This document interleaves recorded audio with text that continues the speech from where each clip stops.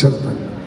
তখন কাবা শরীফের 360টা খোদা ছিল, এখন বানানো খোদা, হোবাল ধোবাল এই সমস্ত খোদা, এই খোদাগুলো পর্যন্ত সেজদা দিল।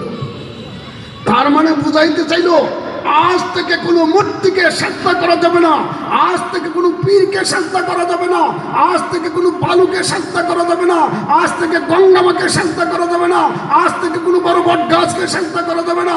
সেজদা করবে তো করবে একমাত্র আল্লাহকে। মুহাম্মদ সাল্লাল্লাহু আলাইহি ওয়াসাল্লাম এই মেসেজটাই দিলেন।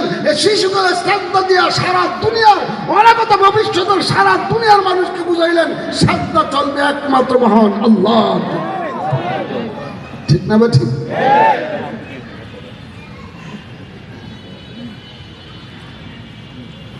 এটাই হলো আল্লাহ রসুলের মেসেজ। এর ঊর্ধ্বে কোনো আমল নাই, সেজদার ঊর্ধ্বে কোনো আমল নাই জগতে।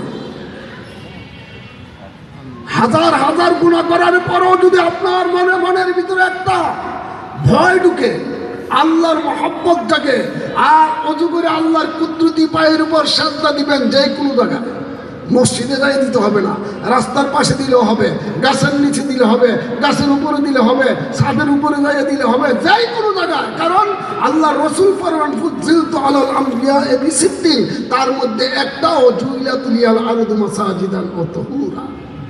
আল্লাহ তাআলা আমার পুরো সৃষ্টি জগৎটাকে আমার উম্মতের জন্য মসজিদ বানাই দিয়েছে। যেখানে ইচ্ছা সেইখানে খারে সেজদা দিতে পারি। আল্লাহ তাআলার রহমতের কুরনিয়া নিবে যে রাসূলের উম্মত মুহাম্মদের উম্মত ভুল করছে 70 বছর, এখন তো সেজদা দিছে আমার কুদরতি পায়ের উপর। হে ফেরেশতারা সাক্ষী দেন, 70 বছরের সব পাপ মাফ করে দিলাম। সেজদা এমন জিনিস, সেই সেজদার কথা আল্লাহ রসুল সারা দুনিয়ার মানুষকে বললেন, সেজদা সেজদা সেজদা। কাকে দিতে হবে? এক আল্লাহকে। কাকে দিতে হবে? এক আল্লাহকে। এই মেসেজটা দিলেন আল্লাহ রসুল সাল্লাল্লাহু আলাইহি ওয়াসাল্লাম। এখন হুজুর পাক সাল্লাল্লাহু আলাইহি ওয়াসাল্লাম সারা দুনিয়ার উম্মতের জন্য রহমত, সারা সৃষ্টির জন্য রহমত। যেদিন জন্ম হয়েছেন সেদিন থেকে না, এর আগে থেকেও, এর আগে থেকে যেদিন পুরা সৃষ্টি জগৎ আল্লাহ সৃষ্টি করলেন, আল্লাহ রসুলের মহব্বতের সৃষ্টি করলেন, এটাই রহমত। দেখেন হযরত মূসা আলাইহিস সালাম আল্লাহর সাথে কথা বলতেন, কাল্লামাল্লাহু মূসা তাকলিমা। মূসা আলাইহিস সালাম আল্লাহর সাথে কথা বলেন কোন দেশে যাইয়া? লামাই পাহাড়ে উঠা, চিটাগাঙ্গের বাটালিয়া পাহাড়ে দাঁড়াইয়া, কোথায় উঠে? তুর পাহাড়ে। তুর পাহাড় ছাড়া নির্দিষ্ট জায়গা, তুর পাহাড় মানে কি? নির্দিষ্ট জায়গা। পাহাড়ে উঠতে গেল আল্লাহ ফরমান পাকলা না হলাই ফাইন্নাকা মুকাদ্দাস তুয়া। হে মূসা জুতা খুললে আসো, তুমি পবিত্র জায়গায় আসতেছো। পাহাড়ে উঠতেছে, পবিত্র জায়গায় উঠতেছো, জুতা খুললে আসো, কারণ তুমি আমার সাথে কথা বলো। যখন তখন আল্লাহ হুকুম করলে, আল্লাহ হুকুম করলেন, তাহলে সময়ের দরকার, তুর পাহাড়ের দরকার, জুতা খোলার দরকার, তুর পাহাড়ে উঠার দরকার। নির্দিষ্ট সময়ে নির্দিষ্ট কিছু কথা আল্লাহ বলবেন, আর মূসা আলাইহিস সালাম শুনবেন। মূসা আলাইহিস সালাম বলবেন, আল্লাহ শুনবেন। সারাদিনেও না, নির্দিষ্ট সময়ে। 1 মাসের মধ্যে একবার হইতে পারে, বা 1 বছরের ভিতরে একবার হইতে পারে। যে কোনো এক সময় আল্লাহ ডাক দিলে তুর পাহাড়ে যাইতে হবে, ওযু গোসল কইরা স্যান্ডেল নিচে রাখতে হবে, তারপর উপরে উঠতে হবে, তারপর আল্লাহর সাথে কথা। আর আমরা আল্লাহর সাথে কথা বলতে কোনো নির্দিষ্ট সময় নাই, নির্দিষ্ট পাহাড় পর্বত নাই, নির্দিষ্ট কোনো গড় নাই। সারা দুনিয়া যদি আপনি চাঁদে থাকেন, ওইখানে যদি আল্লাহর সাথে কথা বলতে চান, আল্লাহর সাথে কথা বলার সুযোগ আছে। দুনিয়ার যে কোনো প্রান্ত থেকে দাঁড়ায় যদি আল্লাহর সাথে কথা বলতে চান, কথা বলার সুযোগ আল্লাহ রেখেছেন। জোরে সোরে সুবহানাল্লাহ বলি। মূসা আলাইহিস সালাম চিন্তা করলো, আমার মতো এত কথা বলতো আল্লাহর সাথে পৃথিবীর আর কেউ বলার সুযোগ নেই। আমি একজন নবী, আল্লাহর সাথে খুব বেশি কথা বলছি। একদিন বইলেই বলেছে, খোদা আমি যেভাবে তোমার সাথে কথা বলি, একদম বেলা তাকাল, যেমন তুমি আমার প্রভু, আমি তোমার বান্দা, সামনে দিয়ে বসে বসে কথা বলি। এত কথা কি কোনো নবী তোমার সাথে বলছে? আল্লাহ যেন একটু হাসলেন আর কি মনে হয়। আমি বলছি যে মূসা, তুমি নবীর কথা বলো, নবী লাগে না তো। একদল উম্মতি আমার সাথে কথা বলে, তো তোমার মতো না। তুমি জানো কোথা থেকে তুমি কথা বলতেছো? তুর পাহাড়ে। কিন্তু বলো দেখি আমি কোথা থেকে তোমার কথার জবাব দিতেছি? কথা তো জানি না। আল্লাহ বলছেন তুমি কথা বলতেছো তুর পাহাড় থেকে। তুর পাহাড় থেকে আমি যেখান থেকে কথা বলতেছি এই পর্যন্ত মাঝখানে 70,000 নূরের পর্দা আছে। এক একটা পর্দা পাড়ি দিতে 70,000 বছর লাগবে। ঘোড়া দিয়ে পাড়ি দিতে, ঘোড়া দিয়ে দৌড়ে পাড়ি দিতে কত বছর লাগবে? 70,000 বছর। এইরকম 70,000 পর্দা পাড়ি দিতে কত বছরের দরকার? এই 70,000 পর্দার এই পারে তুমি আর এই পারে আমি। হে মুসা শোনো, এমন এক দল পৃথিবীতে আসবে মানুষ, তারা নবী না, নবীর উম্মত, যারা সারা দিন আমার সাথে কথা বলার সুযোগ পাবে, কিন্তু তাদের কথার সাথে তারা যে আমার সাথে কথা বলবে, তাদের মুখ থেকে আমি আল্লাহর মাঝখানে একটা পর্দাও থাকবে না। বিনা পর্দায় 24 ঘন্টা কথা বলতে পারবে। মুসা আলাইহিস সালাম জিজ্ঞেস করলেন, আল্লাহ এটা আবার কেমন জাত? তাদেরকে একটু দেখতে পারি? আল্লাহ বলছেন না দেখলো একটু আওয়াজ শোনাই দিতে পারি। তখন আল্লাহ ডাক দিলেন, ইয়া উম্মত মুহাম্মদ। ডাক দেওয়ার সাথে সাথে আমরা সব হুমরি গিয়ে বলছি লব্বাইক আল্লাহুম্মা লব্বাইক লব্বাইক লা শারীকা লাক লব্বাইক ইন্নাল হামদা ওয়ান নি'মাতা লাক ওয়াল মুলক লা শারীকা লাক। আল্লাহ এই কথাগুলোকে অত্যন্ত পছন্দ করছেন। আল্লাহকে আল্লাহর প্রশংসা আল্লাহু আকবার বলো, আল্লাহু আকবার কাবীরা বলো, আল্লাহ অত্যন্ত পছন্দ করেন। এই জন্য এই উম্মত, এই বান্দা যদি আল্লাহু আকবার বলে মাঠে নামে, সারা দুনিয়ার বেঈমানদের হাতের অস্ত্র মাটিতে পড়ে যায়। ঠিক না বা ঠিক?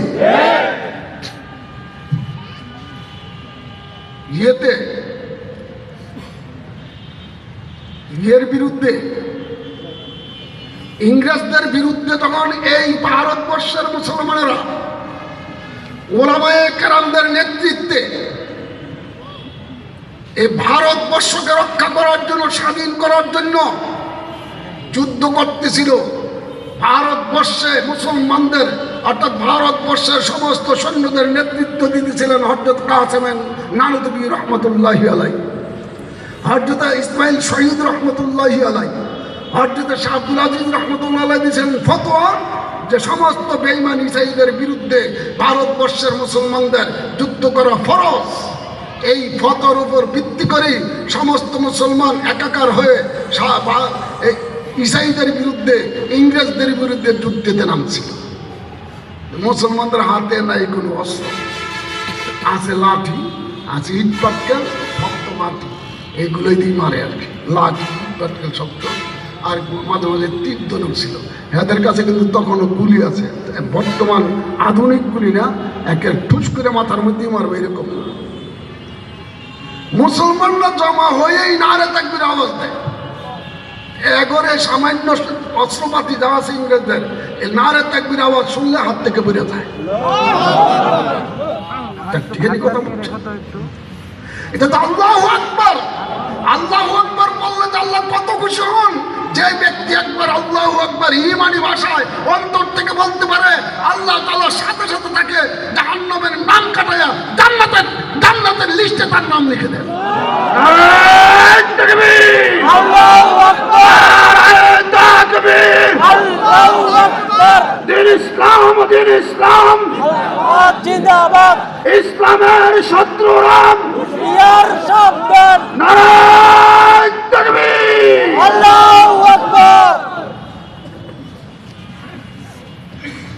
এখন ইংরেজদের মিস্টার কুরমার পরামর্শদাতা তাকে ডাকে কয়, এই কুরমার বলতো দেখি মুসলমানদের নারে তাকবীর বন্ধ করবে কিভাবে? কি হয়েছে? নারে তাকবীর কি হয়? মুসলমানদের নারে তাকবীরের কারণে আমার সৈন্যদের হাত থেকে অস্ত্র পড়ে যায়, সুতরাং নারে তাকবীর বন্ধ করার ব্যবস্থা করে। ও স্যার, একটা ব্যবস্থা আছে। কি ব্যবস্থা? মুসলমানদের কাছে একটা অস্ত্র আছে, এটা নিয়ে আসতে হবে। অস্ত্রের নাম কি? অস্ত্রের নাম কোরআনুল কারীম। যদি মুসলমানদের হাত থেকে কোরআন শরীফ ছিনিয়ে নিয়ে আসা যায়, মুসলমানের মুখ থেকে আল্লাহু আকবার শব্দ বাহির হবে না, মুসলমানদের মুখ থেকে লা ইলাহা ইল্লাল্লাহ বাহির হবে না, মুসলমানদের মুখ থেকে খোদা ভীতি খোদা, মুসলমানদের মুখ থেকে এই বেদিনরা ইসাইরা ভয় পাবে এমন কোনো শব্দ বাহির হওয়া সম্ভব না যদি কোরআন শরীফ নিয়ে আসি। তাই নাকি? হ্যাঁ, তাহলে সব কোরআন শরীফ একাকার কথা। সারা ভারতবর্ষে মসজিদে কোরআন শরীফ নাই, মাদ্রাসায় কোরআন শরীফ নাই, ওলামায়ে কেরামদেরকে গাছে টানাইয়া ঝুলাইতেছে, ফাঁসি দিতেছে, এমন এক ভীতিকর পরিস্থিতির সৃষ্টি করলো। সারা ভারতবর্ষের কোরআন শরীফ একত্রিত করে তারা এই কোরআন শরীফ জ্বালাই দিল। কোরআন শরীফ জ্বালাই দিলে কি আপনাদের সহ্য হইব? আপনারা বলেন তো, এখানে যদি কোনো কুলাঙ্গার এই গুলস্তান কোরআন শরীফ জ্বালাই দিচ্ছে শুনেন, তাহলে এইখানে বসে কি আমার অচন্দন দৌড় দিবেন? কেন দৌড় দিবেন? তার তৈরা টোটকাটার মধ্যে তৈরি আর কোনো কথা নেই। উপরের দিকে একটা ঢিল মারবো, উপরেতে ফইরাতে গুলো হয়ে থাকে, এত সত্যি উঠি। ঠিক না বেটি? তারে মারতে আর কোনো আইন প্রয়োগ করতে হবে না, কোনো আইনদাতার কাছে যাইতে হবে না, কোনো বিচারপতির কাছে যাইতে হবে না, কোনো বিচারপতির দরকার নাই। নির্বিচারে নির্বিঘ্নে এই ধরনের বেয়াদব মুনাফিক কাফেরদেরকে হত্যা করা উচিত। যে কোনো সময় যে কোনো মুসলমান তাকে হত্যা করতে পারবে। নারায়ে তাকবীর, আল্লাহু আকবার, নারায়ে তাকবীর, আল্লাহু আকবার। ইসলামের শত্রুরা হুঁশিয়ার, সাবধান, নারায়ে তাকবীর, আল্লাহু আকবার। এখন তো মুসলমান নারা তাকবীর আরো বেশি বেড়ে উঠেছে ব্যাপারটা। এবার হ্যাঁ ডাকলো মিস্টার কোরমানকে, হে বেটা, তোর কথা সব কোরআন শরীফ জ্বালাই দিলাম, এখন দিয়ে আরো জোরে নারা তাকবীর বলে মুসলমানরা। স্যার এক জায়গায় বলেছি। কোন জায়গায়? কোরআন শরীফ দিয়ে জ্বালাইছেন। কি কোরআন শরীফ জ্বালাইছেন? লিখিত তো সব কোরআন শরীফ। এটা জ্বালাইলে তো হবে না, মুসলমানদের ছোট ছোট বাচ্চাদের অন্তরে পুরা কোরআন শরীফ লাগানো। তার মানে কি? হাফেজ, হাজার হাজার হাফেজ আছে যারা পুরা কোরআন শরীফ ৬,৬৬৬ আয়াত আপনার সামনে তেলাওয়াত করবে, একটা নক্তবুল পড়বে না। এমন হাফেজ আসেনি বাংলাদেশে, এমন হাফেজ আসেনি ভারতবর্ষে। এই হাফেজরা হইল আমাদের দৌলত, এই কোরআনের হাফেজরা হইল মুসলমানদের দৌলত। কারণ কোরআন শরীফ হলো পুরো মুসলিম গোষ্ঠীর দৌলত, আর কোরআন শরীফ হলো পুরো দুনিয়ার দৌলত। দুনিয়া ততদিন থাকবে, কোরআন শরীফ যতদিন থাকবে, দুনিয়ার এই আসমান জমিন যতদিন চলবে, কোরআন যতদিন চলবে, এই আকাশের সূর্যটা ততদিন পূবের আকাশে উঠবে, পশ্চিম আকাশে অস্তমিত হবে। যতদিন কোরআন শরীফের তেলাওয়াত দুনিয়াতে হবে, যেদিন কোরআন শরীফের তেলাওয়াত বন্ধ হবে, হাফেজদের অন্তর থেকে কোরআন শরীফ চলে যাবে, সেদিন এই পৃথিবীর আর কোনো প্রয়োজন হবে না। পৃথিবীর রূহ চলে গেল, সারা দুনিয়া আল্লাহ ধ্বংস করে দিতে বাধ্য হবেন। আল্লাহ সারা দুনিয়াকে ধ্বংস করে দিবেন। তাহলে দুনিয়ার রূহ কি? কোরআন শরীফ। সেই কোরআন শরীফ পড়া দিয়ে দিলেই ইসলাম শেষ করে দেওয়া যায় না। কয়েকজন মুসলমানকে ফাঁসি দিলেই ইসলাম ধ্বংস করা যায় না। এক দুইজন মুসলমানের মাথায় গুলি করলেই ইসলাম শেষ করে দেওয়া যায় না। ইসলামকে শেষ করতে পারে এমন অস্ত্র পৃথিবীর কোথাও নাই, কোথাও নাই, কোথাও নাই।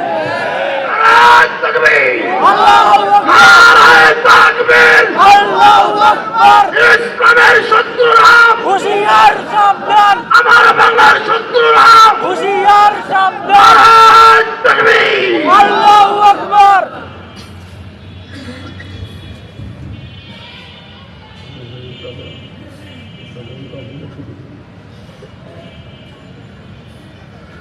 আমি আর সামান্য কথা আপনাদের সামনে আলোচনা করবো, শুনবেন তো আপনারা? সবাই শুনবেন। আল্লাহ আমাদের সবাইকে তৌফিক দান করবেন।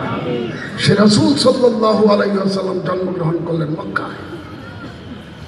রাসূল সাল্লাল্লাহু আলাইহি ওয়াসাল্লাম জন্মগ্রহণ করলেন এমন একটা সময়, যেই সময় মহিলাদের কোনো মর্যাদা ছিল না। একজন পুরুষ যদি বউ থেকে মারা যেত, বউটাকে বিধবা বলে না আমাদের দেশে, এরকম বিধবা টিধবার দরকার নাই। মহিলারা তো বিলাসের জন্য, স্বামী যখন নাই আর এটার দরকার নাই, স্বামীর সাথে বাইন্দা পড়া দিত, স্বামীর সাথে বাইন্দা যাতা মানুষ পড়া দিত। এটা কি মানবতা? এমন একটা সমাজ ছিল। ঘুষখোর, সুদখোর, জিনাখোর, ব্যভিচারী তারপরে কোনো মানুষের সমাজ ছিল না, আমাদের দেশের কুত্তার চেয়েও খারাপ ছিল, কারণ তখন তো কোরআন ছিল না, ঠিক না? কোরআন না থাকলে যে অবস্থা হয়, কোরআন না থাকলে যে কি একটা অবস্থা আপনাদেরকে বলবো, শুনবেন আপনারা? দেখেন, ইউরোপিয়ানদের কাছে কোরআন নাই,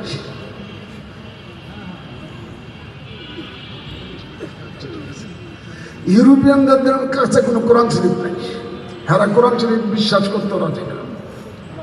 তাইলে ইউরোপিয়ান যেখানে কোরআন শরীফ নাই, এখানের মানুষগুলো একটু লক্ষ্য করেন, ইউরোপের মানুষের ভিতরে 70 থেকে 90 জন মানুষের বাবার পরিচয় নাই, বাপকে আর মায়ও করতে পারে না। আচ্ছা, বাপকে, এটা তো মা অন্ততকে বলার কথা ছিল, যে মা অন্ততকে বাবার কথাটা বলো, যে মুখে তার বাপ, হ্যাঁ মাও জানে না। কেন জানে না? হ্যাঁ মা আজকে এক গাছতলায়, কালকে আরেক বিল্ডিং এর তলে, কালকে রাস্তায়, পরশুদিন গাড়ির ভিতরে, কারণ সরাসরি মানুষের সামনে বেহায়াপনা করাটা ওরা বেহায়া মনে করে না, এটা রাষ্ট্রীয়ভাবে গ্র্যান্টেড। এটার না বলে যেখানে কোরআন নাই সেখানে সমাজ। আবার হেরা বড় বড় সংসদে দাঁড়াইয়া, বড় বড় উঁচা জায়গায় দাঁড়াইয়া, এরা জাতীয় সঙ্গে দাঁড়াইয়া বক্তব্য দেয় কি ইউরোপ, আমেরিকা পৃথিবীর সবচেয়ে সেরা সভ্য দেশ। আমি বলবো পৃথিবীর সবচেয়ে সেরা অসভ্য দেশ। হ্যাঁ পৃথিবীর মানুষ লক্ষ্য করো, বাংলাদেশ গরিব হইতে পারে, 54,000 বর্গ মাইলের ভিতরে কোনো মুসলমানের সন্তান তার বাবার পরিচয় জানে না, এমন একটা সন্তান ট্যাবলেট খাওয়ার জন্য খুঁজে পাইবে না, ঠিক না?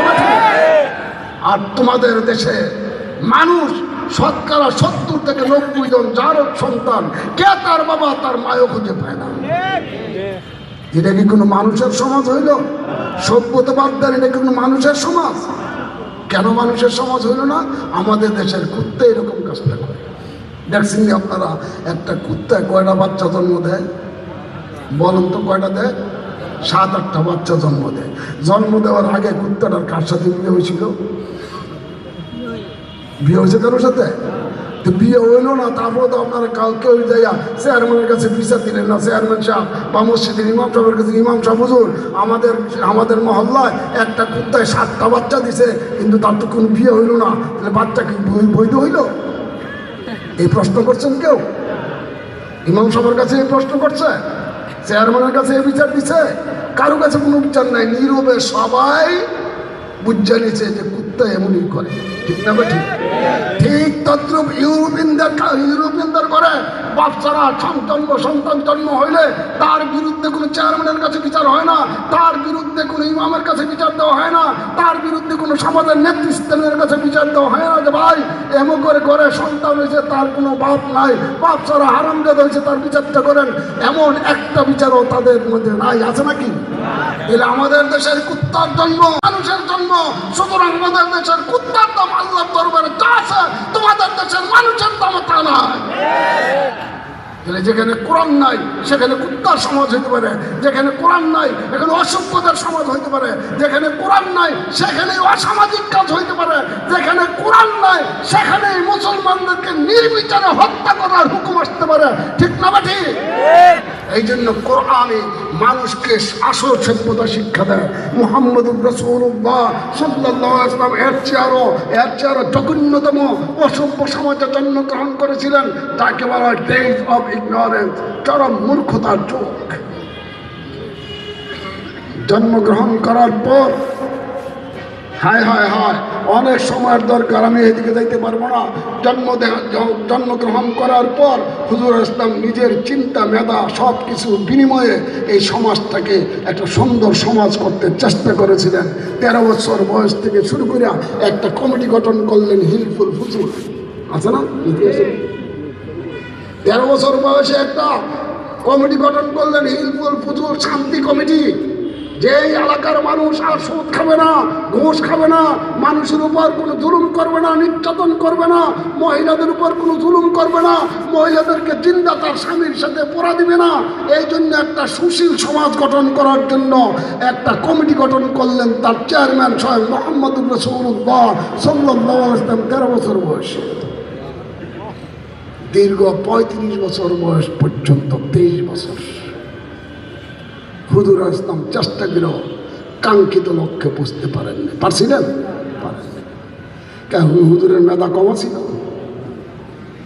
বর্তমান বিশ্ব পলিসি তারা করে, যারা সংবিধান লেখে তাদের চেয়ে কি হুজুরের মেধা কম না বেশি? কত বেশি? অনেক। কতটুকু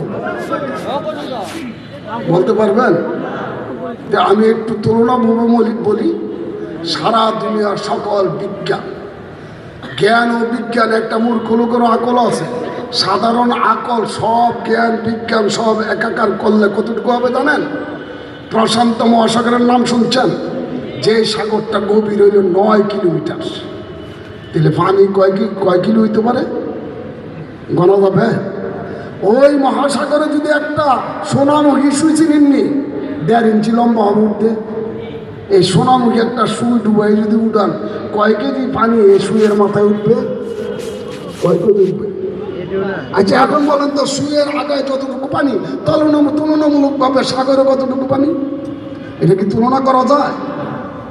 ঠিক তদ্রুপ আমাদের আকাবের হযরত মাওলানা কি বলে, আমাদের আকাবের মাযহাবের ইমাম হযরত আবু হানিফা রাহমাতুল্লাহ আলাইহি ফরমান, মুহাম্মদুর রাসূলুল্লাহ সাল্লাল্লাহু আলাইহি ওয়াসাল্লামকে চিনো, তিনি জ্ঞানের দিক থেকে একটা মহাসাগর, আর সারা দুনিয়ার জ্ঞান বিজ্ঞান একাকার করলে একটা সোনামুখী সুই সে সাগরে ঢুকালে যতটুকু পানি উঠবে, অতটুকু পানির তুলনায় তোমাদের জ্ঞান আরো কম।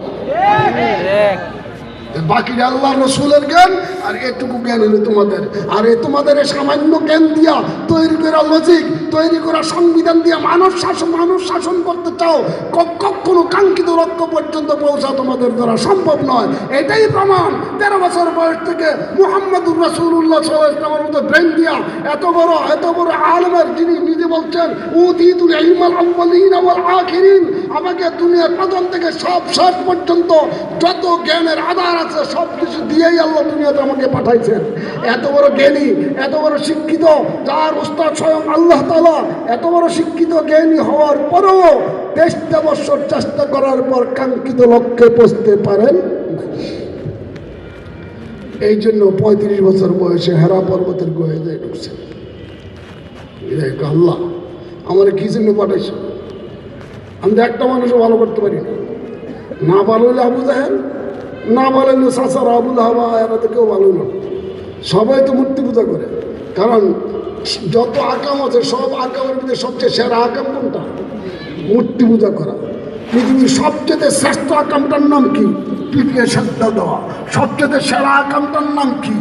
মানুষকে শ্রদ্ধা দেওয়া, বালুকে শ্রদ্ধা দেওয়া, মূর্তিকে শ্রদ্ধা দেওয়া, অর্থাৎ এক আল্লাহকে ছাড়া আর কারো কাছে মাথা নত করা। এটা সবচেয়ে সেরা, সবচেয়ে শ্রেষ্ঠ পাপ। এর চেয়ে বড় পাপ আর আল্লাহর দরবারে কিছুই নেই। তো হুজুর ফরমান আমরা কাউকেই ঠিক করতে পারি না। এইভাবে হেরা পর্বতের গুহায় 5 বছর কাটাইছে। আল্লাহর কাছে শুধু চান, আল্লাহ তো এত সহজেই এত বড় একটা জিনিস দিয়ে দেয় না, একটু যাচাই বাছাই করে একটু শক্ত করে দেয়। মা আমিনা ও খাদিজা রাদিয়াল্লাহু তাআলা খানা নিয়ে ওইখানে পৌঁছে দিল। যাইতে দেখি গেছেন নি কেউ? হেরা পর্বতে উঠছেন, একবার উঠলে আর নামলে কেমন লাগে? হ্যাঁ, এইখানে ডেইলি 3 বার 2 বার উঠতে হইতো। খাদিজা রাদিয়াল্লাহু উঠে গিয়ে খানা দিয়ে আসতেন, কিচ্ছু বলতেন না। এমন বলেন না তুমি আমার স্বামী এখানে এসে বসে রয়েছ, আমার খবর হয়ে গেলে, এরকম একটা শব্দ ব্যবহার করেন নাই। দীর্ঘ 5 বছর বয়সে, অর্থাৎ 40 বছর পুরো হওয়ার পর হঠাৎ করে আল্লাহ তাআলা মানুষের চরিত্র পরিবর্তনের সংবিধান আল্লাহ রাসূল সাল্লাল্লাহু আলাইহি ওয়াসাল্লামের দরবারে পাঠান শুরু করতেন। কথাগুলো কার? আল্লাহ। আইন নিয়ে আসতেছেন কে? জিবরাইল আলাইহিস সালাম। অর্থাৎ আল্লাহ হলেন বক্তা, জিবরাইল আলাইহিস সালাম হলেন মাইক, মুহাম্মদুর রাসূলুল্লাহ সাল্লাল্লাহু আলাইহি ওয়াসাল্লামের কাছে পৌঁছাইতেছেন। এই কোরআন শরীফ আল্লাহর ভিতরের কথা। কোরআন শরীফ কার কথা? আল্লাহর ভিতরের কথা। ইয়াখরুজু মিনহু, হাদিসের ভিতরে আছে। কোরআন শরীফ আল্লাহ থেকে বাইর হয়েছে, এই জন্য এটার দাম বেশি। কোরআন শরীফ নাজিল হইল, আল্লাহ রসুল সাল্লাল্লাহু আলাইহি ওয়াসাল্লাম কাছে জিবরাইল ইসলাম উঠে বলতে যে ইকরা বিসমি রাব্বিকাল্লাযী খলাকাল ইনসানা মিন আলাক ইকরা রাব্বুকাল আকরামুল্লাযী আল্লামা বিল কলম আল্লামাল ইনসানা মা লাম ইয়ালাম। হে রাসূল যান, আপনি এটা নিয়ে এই শুরু হইল আপনাকে মানুষের সমাজ গঠনের জন্য, সত্যিকারের মানুষ বানানোর জন্য আপনাকে কারিগর বানাইয়া বিধান দেওয়া হইল, এটা দিয়ে শুরু করেন, মানুষ মানুষ হয়ে যাবে। আসলে মানুষ মানুষ হতে পারলো কিনা? এই কোরআন শরীফ নাজিল হওয়ার পর আবু বকর সিদ্দিক রাদিয়াল্লাহু তাআলা আনহুর সাথে রাস্তায় দেখা, বললেন আল্লাহর রাসূল কোরআন নাজিল হয়েছে, বিশ্বাস করবি না? আবু বকর সিদ্দিক রাদিয়াল্লাহু তাআলা বলেন, আপনি যা বলেন তাই সত্য। আমানতু বিল্লাহি আশহাদু আন্না মুহাম্মাদার রাসূলুল্লাহ। হযরত আবু বকর সিদ্দিক রাদিয়াল্লাহু তাআলা সর্বপ্রথম মুসলমান হলেন আল্লাহর রাসূলের দরবারে কোরআন। এই কোরআন শরীফ, এই কোরআন শরীফের কাছে যারা আসবে তারাই মানুষ, যারা কোরআন শরীফের কাছে আসবে না, হ্যাঁ যদি স্বয়ং কোনো একেবারে বড় বিরাট বড় কিছুর সন্তান হয়, সে মানুষ হতে পারবে না। মানুষ হইতে হইলে কোরআন শরীফের কাছে আসতেই হবে। মনে করেন আপনার দুইটা ছেলে, একটা ছেলে স্কুলে পড়ে আর একটা ছেলে কোরআন শরীফ পড়ে হেফজখানায়। আপনার ছেলে দুইজনেই বলতেছে যে কোরআন শরীফ পড়ে হেফজখানায়, আব্বু একটা কাজ করেন, কি একটু চামড়া দিয়া আমার একটা কভার বানাই দেন কোরআন শরীফের। যিনি স্কুলে পড়ে, হ্যাঁ আব্বু একটা কাজ করেন, কি আমার একটা ফুটবলের দরকার, এই বিকেলবেলা একটু খেলার জন্য একটা ফুটবল বানাই দেন। বাবাই গিয়ে একটা খাসির চামড়া আনছে, মাইপে দিয়ে দুইটা হইব, কোরআন শরীফের কভার হইব আবার একটা ফুটবল হইব। বানাইনা রেডি একটা ফুটবল বানাইছে, কোরআন শরীফের একটা কভার বানাইছে। এইবার দেখেন তো এই কভারটা কোরআন শরীফের গায়ে লাগাই দিল, এটার গিলাপ। এখন গিলাপ হইল কি, গিলাপ কি দিয়ে গিলাপ বানাইলো? একটা ছাগলের চামড়া দিয়া। আর বাকিটা দিয়ে কি করলো? ফুটবল বানাইলো। বিকাল বেলা ফুটবল নিয়ে রাস্তায় মাঠে নামলো, নাইমা ছেলেরা লাত্তি মারতেছে, কিনারা চাচা দাঁড়ানো, বাবা দাঁড়ানো, দাদা দাঁড়ানো, প্রতিবেশীরা দাঁড়ানো, মহল্লার মুরব্বীরা দাঁড়ানো। এরা দেখে বাতিজা জোরে দে, দাদাই দেখলো নাতি খুব জোরে দে, লাত্তি আসতে দেখবেন আরো জোরে, এই লাইট দিতেছে। হঠাৎ করে যদি হাতে লেগে দেখ, হ্যাঁ ফাউল, হ্যান্ডবল হ্যান্ডবল। কি করতে হবে? সুসজ্জা দিতে হবে। নামাজের মধ্যে যদি ওয়াজিব নষ্ট হয় তাহলে কি করা লাগে? সুসজ্জা দেয়। এই লাইট দিতে গিয়ে কেন ফুটবল পায়ের বল হাতে ধরলাম, এই জন্য সুসজ্জা লাগবো। সুসজ্জা কি? এটার পাইতে আরেকটা লাত্তি দেবো, দেয় কিনি? আরেকটা লাত্তি দেয়। এটা লাত্তি গাইয়া জান শেষ, হাত লাগানোর জন্য আরেকটা লাত্তি দেয়, কারণ এটা ফুটবল। একই ছাগলের চামড়া দিয়ে যে কভার কোরআন শরীফের গিলাপ বানাইছে, এই গিলাপটাকে লাত্তি দিবে, এই পরিকল্পনা মন থেকে মনে করার ক্ষমতা কোনো মানুষের নাই। ঠিক না? ঠিক। কারণ এটা কোরআনের গিলাপ। ঠিক তদ্রূপ যেই ব্যক্তি কোরআনের কাছে থাকবে, যেই ব্যক্তি নিয়মিত কোরআন শরীফের তেলাওয়াত করবে, যেই সন্তান পৃথিবীতে নিয়মিত কোরআন শরীফের তেলাওয়াত করবে, সেই সন্তানের গায়ে হাত দিবে তার দূরের কথা, সেই সন্তানের বাবার গায়েও ফেরেশতা লাথি মারতে পারবে না, হাত দিতে পারবে না।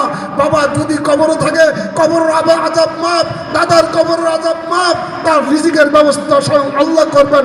এই কোরআন শরীফের কারণে আল্লাহ ফরমান, কোরআন শরীফ আমার কালাম, আমার কালামের সম্মান যার মধ্যে যার ব্যবস্থাতে হবে, তার মর্যাদা পৃথিবীর ভিতরে সবচেয়ে বেশি হবে। আপনি মানেন আর না মানেন, জগৎবাসী মানক আর না মানক, যারা কোরআন শরীফ নিয়ে ঘুরে, যারা কোরআন শরীফের ব্যবস্থাপনায় আছে, যারা কোরআন শরীফের খেদমতে আছে, কোরআনওয়ালাদেরকে যারা মহব্বত করে, সমাজের 1 নম্বর মানুষ তারাই। যারা কোরআন শরীফের সাথে যাদের কোনো সম্পর্ক নাই, তারাই বলতে পারে আমি শরীয়ত মানি না।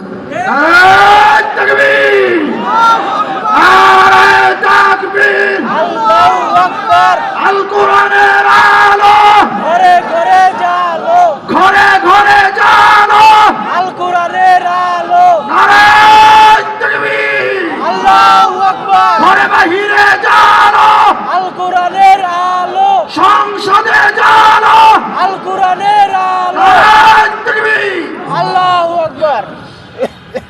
আমি কি এইটুকু বুঝাইতে পারলাম যে বিশ্বনবী মুহাম্মদ মুস্তাফা সাল্লাল্লাহু আলাইহি ওয়াসাল্লাম আমাদের আখিরি নবী, আমরা আখিরি নবীর আখিরি উম্মত। আমাদের দাম আর অন্য নবীদের দাম কি পার্থক্য আছে? কি পার্থক্য আছে? আমরা তখন সেজদায় লুটে পড়ি, তখন সরাসরি আল্লাহ তাআলা আমাদের সাথে কথা বলেন। কথা বলার ভিতরে মাঝখানে আর কোনো পর্দা নাই, বিনা পর্দায় সারা উম্মতের সাথে আল্লাহ কথা বলতে থাকেন। এক আল্লাহ সারা দুনিয়ার মানুষের সাথে একইভাবে কথা বলতে পারেন কিনা? আল্লাহর সাথে কথা বলতে হলে শ্রদ্ধা করতে হবে মুহাম্মদুর রাসূলুল্লাহ সাল্লাল্লাহু আলাইহি ওয়াসাল্লামের শিক্ষা। শুধু এইটুকুই শেষ না, মুহাম্মদুর রাসূলুল্লাহ সাল্লাল্লাহু আলাইহি ওয়াসাল্লামের উম্মত হওয়ার কারণে দেখেন হযরত মূসা কালিমুল্লাহ যিনি আল্লাহর সাথে কথা বলতেন, আমি শেষ কথাটা বলছি, হাসরের মাঠে হাসরের এই বিভীষিকাময় অবস্থা দেখার পর মূসা আলাইহিস সালাম সে আরশের পায়া ধরে আল্লাহ তাআলাকে বলবে, রব্বি হাবলি নাফসি, হে খোদা লা আসআলুকা উম্মি, হে খোদা লা আসআলুকা আবি, হে খোদা লা আসআলুকা উখতি, হে খোদা আমি আমার মার জন্য বলি না, বাবার জন্য বলি না, আমি আমার ভাইয়ের জন্য বলি না, রব্বি হাবলি, আল্লাহ তুমি শুধু আমাকে মাফ করে দাও, আমাকে বাঁচিয়ে দাও, রব্বি নাফসি। পক্ষান্তরে উম্মতের নবী বলেন রব্বি নাফসি। হঠাৎ করে আল্লাহ রসুল সাল্লাল্লাহু আলাইহি ওয়াসাল্লামকে তখন কবর মোবারক থেকে উঠানো হবে, উঠাই আল্লাহ রসুল জিজ্ঞাসা করবেন, আইনা উম্মতি, হে জিবরাইল আমার উম্মত কোথায়? এই কথা জিজ্ঞাসা করার মতো ক্ষমতা হাসরের মাঠে কোনো নবীর হবে না, কোনো পয়গম্বরের হবে না, কোনো পীরের হবে না। আর যে সমস্ত পীরেরা জান্নাত বিক্রি করে তাদেরকে দিয়ে হাসরের মাঠে এই কথা বলার উপায় নাই। আদম আলাইহিস সালাম বলতে পারবে না, ঈসা নবী পর্যন্ত 2,24,000 বলেন আর তাই বলেন, যত নবী আছে সমস্ত নবী বলবে রব্বি নাফসি, রব্বি নাফসি, রব্বি নাফসি, আমাকে বাঁচাও, বাবার দরকার নাই, মার দরকার নাই, উম্মতের দরকার নাই, আমাকে শুধু রক্ষা করো বিভীষিকাময় অবস্থা থেকে। কিন্তু একজন মাত্র ব্যক্তি মুহাম্মদুর রাসূলুল্লাহ সাল্লাল্লাহু আলাইহি ওয়াসাল্লাম কবর থেকে উঠেই জিবরাইলকে জিজ্ঞাসা করবেন, আইনা উম্মতি, হে জিবরাইল আমার উম্মত কোথায়? জিবরাইল জবাব দেবেন, হুজুর বলেন কি, আপনার আগে তো এই পর্যন্ত কাউকে কবর থেকে উঠানো হয়েছে না, আপনি সর্বপ্রথম ব্যক্তি যিনি কবর থেকে উঠতেন। আল্লাহ রসুল উঠতেই আল্লাহর দরবারে ফরিয়াদ করবেন, হে আল্লাহ আমার উম্মত একটাও যদি এই মাঠে থাকে আমি জান্নাতে যাব না, ততক্ষণ পর্যন্ত আমার শেষ উম্মতের ফয়সালা দেখার আগ পর্যন্ত আমি জান্নাতে যাব না। আমার সমস্ত উম্মত যখন তুমি ঘোষণা করবা জান্নাতি, তখন আমি আমার উম্মত নিয়ে সবাইকে নিয়ে জান্নাতে যাব, এর আগে আমি জান্নাতের দিকে পা বাড়াইব না। কার নবী? আমাদের নবী। সুতরাং এই নবীর উম্মত হইতে চাইতো সবাই, সত্যিকার উম্মত না খারাপ উম্মত। ভালো উম্মত হইতে জানে সত্যিকার উম্মত। সত্যিকার উম্মত হওয়ার জন্য নামাজ সত্য, সত্যিকার উম্মত হওয়ার জন্য নামাজ সত্য, নামাজ সত্য, নামাজ সত্য, নামাজ সত্য। 70 বছর আকাম করলো এত গুনাহ হবে না, এক ওয়াক্ত নামাজ যদি এই উম্মত ছেড়ে দিয়ে যে গুনাহ হবে। এখন নামাজটা কীভাবে পড়তে হবে? হায় হায় হায়, আমি যে প্রথম একটা হাদিস বলছিলাম, 3টা সাবজেক্ট আল্লাহ রসুল বলছেন। কি জিবরাইল ইসলাম জিজ্ঞেস করলেন, ইয়া মুহাম্মদ আখবিরনি আনিল ইহসান। হুজুর ইসলাম বলছিলেন, আল ইহসানু আনতা আবুদাল্লাহ তারাহু কাআন্নাকা তারাহু ফাইন লাম তাকুন তারাহু ফাইন্নাহু ইয়ারাক। এটা সম্পূর্ণ মনের ব্যাপার, সম্পূর্ণ মনের ব্যাপার। যেটা এটার ব্যাপারটা হলো তাসাউফ, এটাকে বলা হয় ইলমুত তাসাউফ। যেমন নামাজের ভিতরে আল্লাহকে হাজির নাজির জানা ফরজ, ঠিক না? ঠিক। ওয়াল্লাযীনা কাদ আফলাহাল মুমিনুনা আল্লাযীনা হুম ফী সালাতিহিম খাশিউন। নামাজের ভিতরে যারা খাশিউন হবে, খাশিউন মানে আল্লাহকে হাজির নাজির জানবে। আল্লাহ রসুল বলছেন, সাজদা দিবা তো আল্লাহকে দেখতেছো, যদি এইটুকু না হয় তো মনে রাখবা আল্লাহ তোমাকে দেখতেছে। তুমি বাড়িতে যাইও না, বাজারে যাইও না। আমাদের তো এমন অবস্থা হয়, বাজারে গিয়া একদম দোকানের মধ্যে কথাবার্তা বইলা তারপরে আমরা ওই সদাই ফদাই সব কিনা সারছি, এখন ওইখানে গেছি নামাজের দিক দিয়ে শেষ হয়ে গেছে। সূরা কেরাত শেষ, আত্মাহিদ পড়া শেষ, দরুদ শরীফ পড়া শেষ, দোয়া পড়া শেষ। হঠাৎ করে সালাম ফিরানোর সময় মনে করছি আমি এতক্ষণে না মসজিদে আসলাম, এতক্ষণ তো ছিলাম বাজারে। এমন হয় না? আল্লাহ রসুল বলেন এটা না, এটা মনের কাজ, এটা দেহের কাজ না। কিসের কাজ? মনের কাজ। এই খুশুটা মনের কাজ। এই মনের কাজটাকে মন দিয়ে করতে হয়, যেটা দেখা যায় না। এটাকে বলা হয় তাসাউফ, এটাকে বলা হয় তাসাউফ না, শুধু কি বলা হয়? মারেফাত। এই মারেফাত শিক্ষা দিবে হক্কানি ওলামায়ে কেরাম। এই হক্কানি ওলামায়ে কেরামদের কাছে মারেফাত শিখতে হবে। নামাজ কীভাবে করে শিখতে হবে। নামাজ পড়াটা যদি আপনার ষোলো আনা পারেন, নামাজ পড়াটা যদি ঠিকভাবে পড়তে পারেন, আমি লিখে দিতে পারি আল্লাহর রসুল ফরমান তার নামাজ ঠিক, তার সব ঠিক। স্বয়ং আল্লাহ বলছেন তার নামাজ ঠিক, তার সব ঠিক। হ্যাঁ, কে না কয় নামাজ যদি ঠিক হয়, আপনি ঘুষ খাবেন না, সুদ খাবেন না, মানুষকে ঠকাবেন না, মিথ্যা কথা বলবেন না, কারণ আপনার সব ঠিক। এই নামাজের মাসলা মাসাইলগুলো আপনাদের সামনে বলা হবে। প্রত্যেকটা মাসালা যদি শিখেন, এক একটা মাসালার বরকতে আপনার আমলনামায় 100 বৎসর নফল ইবাদতের সব লিখে দেওয়া হবে। রাজি তো সবাই থাকতে? এই বলেই শেষ করলাম। ওয়াখিরু দাওয়ানা আলহামদুলিল্লাহি রাব্বিল আলামিন। যদি আল্লাহ বাঁচায় রাখে আমার জন্য দোয়া করবেন। আমি একজন হার্টের রোগী, সারা দেশে আগে ওয়াজ করতাম। যেরকম এখানে হযরত মাওলানা রুহুল আমিন ভাই আছে, ওনাদের এলাকায় যাইতাম। সেই সুবাদে পরিচয়, সেই পরিচিতি আজকাল ঢাকায় এই জন্য আসছি আর কি। ঢাকার বাইরে যাইতে পারি না, কারণ আমি হার্ট আমার দুর্বল। যদিও জোরে জোরে কথা বলছি, এটা আল্লাহ বরকত করতেছি। কোরআনের কথা বলতে আমার আসতে বলা লাগে না। এখন আমার খতিব আছে বাইতুল কুদ্দুস জামে মসজিদে প্রায় 22 বছর যাবৎ মানুষকে জুমা